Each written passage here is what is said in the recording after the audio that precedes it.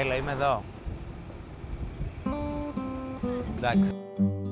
Καλοκαίρι για μένα είναι θάλασσα, ήλιος, μαγιό, κοκτέιλ. Καλοκαίρι για μένα είναι ελληνικά νησιά, ήλιος και πολλές βουτιές.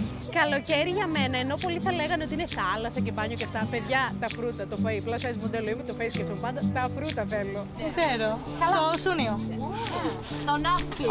Όχι, κάτι με πισίνες είναι, απλά δεν ξέρω πού γιατί δεν είμαι Αθηναία. Κάπου με πισίνες. Καλοκαίρι για μένα είναι ήλιος, θάλασσα, μαγιό και ελληνικά νησιά, τίποτα άλλο.